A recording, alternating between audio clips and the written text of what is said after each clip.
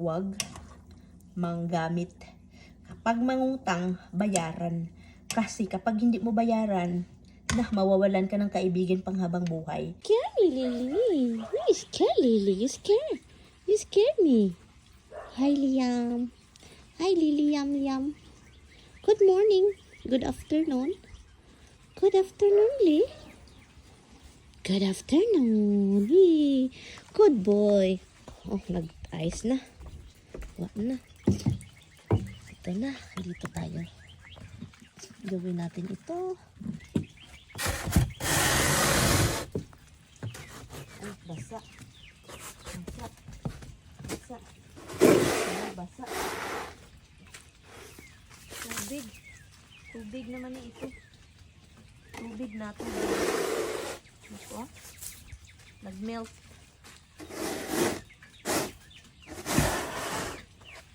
Tubig na siya. Tubig. Hi, Lily. Hi, Lily. Liam, can you help me? Liam, help me.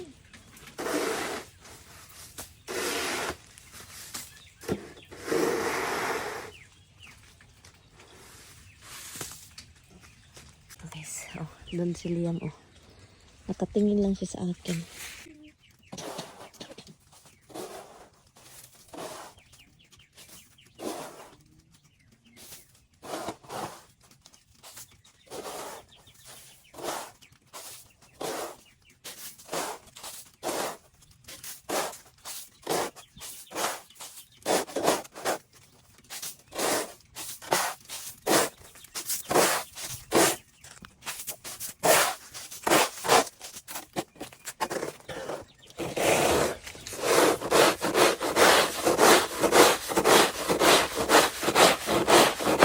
Liam is there.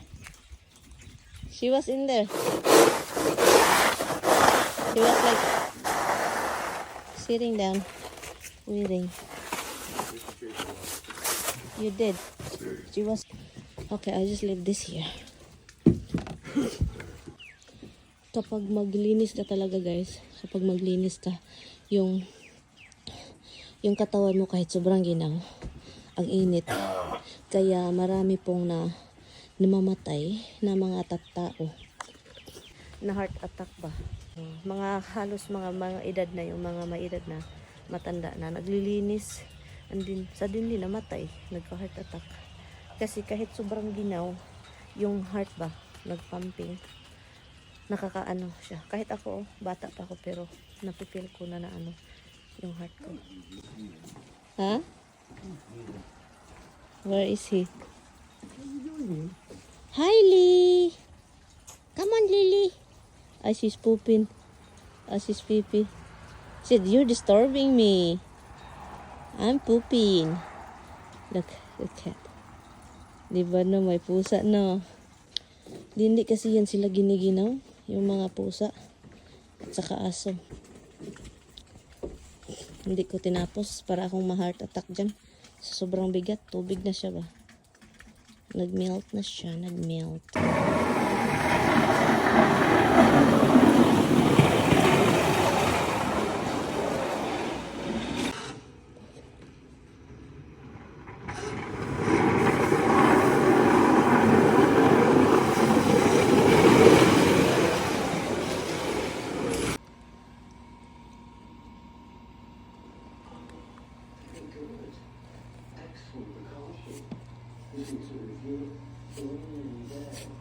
Roxy, move. Roxy.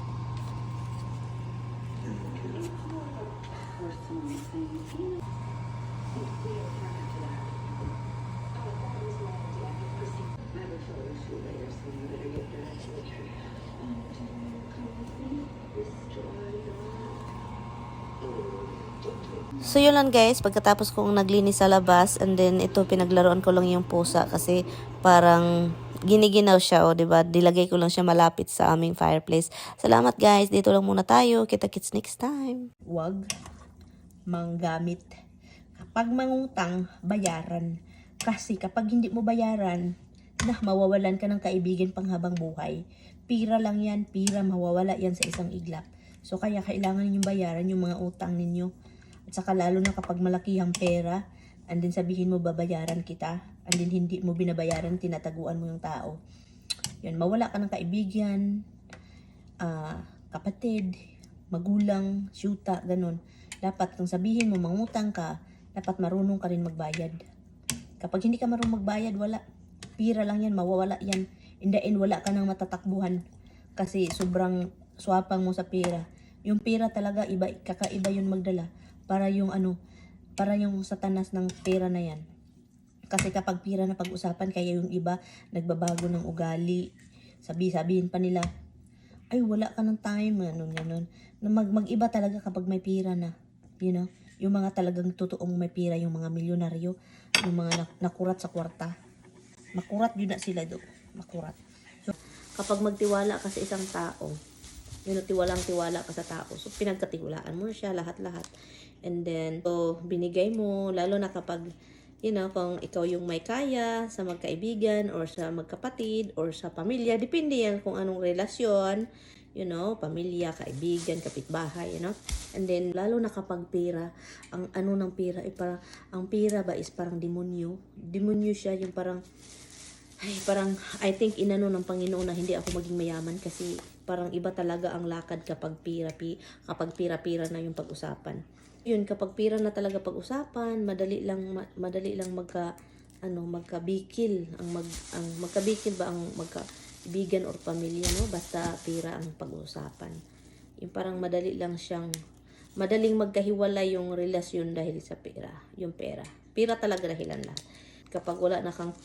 Kapag inano mo yung tiwala ng isang tao, kapag, sa Tagalog? Tagalog, ikapuya.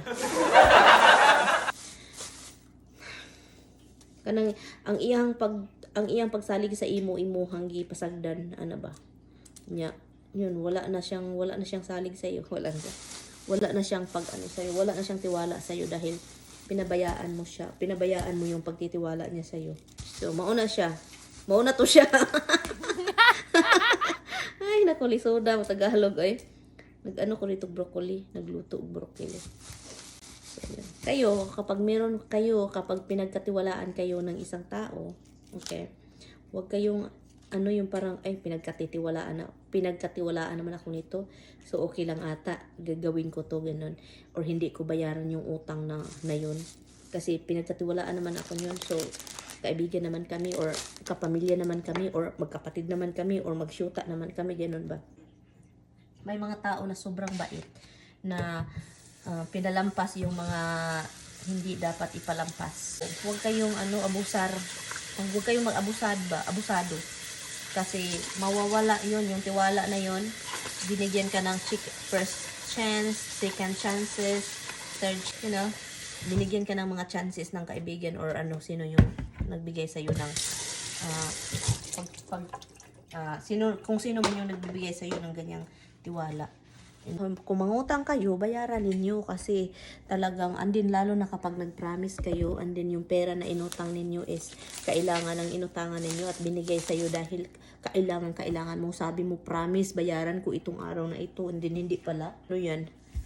Hello? Andin kailangan ng yung inutangan mo, gusto nila may bayaran sila, andin importante, pero sabi mo mas importante yang sa'yo. May mga ganong tao may mga ganong tao na talagang makapal yung mukha na sasabihin na mas kailangan ko kaya yan kasi may sakit, ganon. And then pagkatapos niyan, pangtingbayad na, dyan, nagdindagan kay, di nabayaran kay, wala na yung kwarta, di ba? So yung tiwala na ganon, hindi na yan ibalik sa'yo. Hindi na yan babalik yung tiwalang ganun. So, kapag may magtitiwala sa'yo, hawakan ninyo yung maigi. Dapat honest talaga. Kung pira, mawala yan. Kapag mawala yung tiwala, mawalan ka ng family, mawalan ka ng best friend, mawalan ka ng syuta, or baka mag-asawa, di ba? Dahil sa pira, di tayo magloko-loko. Pira lang ito, mawala lang sa isang sidlap. If you trust somebody and then you broke the trust, are you gonna give them chances?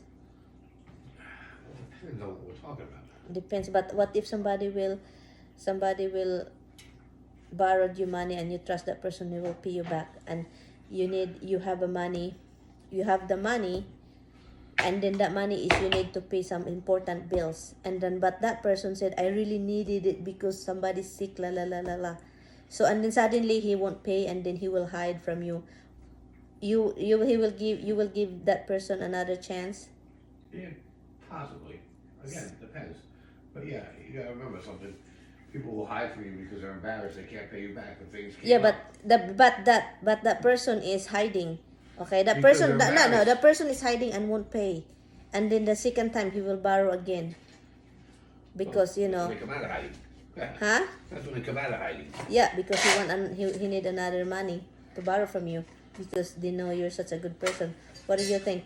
You won't do it again because you're stupid if you do that. If you trust that person again that he will pay you back. So yun siya guys. So ako talaga yung pinakaano ko kapag pinagkatiwalaan na kita, depende sa istorya ha. Pero kapag pinagkatiwalaan na kita, din malaking pera yung usapan. Yeah. Did you wash your hand? Hana, look, hana na.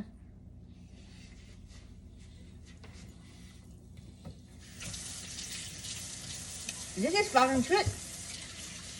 Oh my god, hon, I can't. It's like diabetic at that. Mm. No. No, it's not hot. No. Mm-mm. It's so sweet. Dessert things usually are. No, but that one is so good. If that is mild, that's perfect. If it's not that freaking sweet, that's perfect. Ang daming pamilya, magkaibigan, magsyuta, mag-boyfriend, mag-asawa, nagkahiwalay dahil sa pera. Well, ang daming nagkahiwalay dahil sa nangangaliwa. Pero ang dami ding nagkakahiwalay or mga pamilya na hindi nag-uusap-usap dahil sa mga ganitong bagay. Kaya yun lang naman. Bye guys.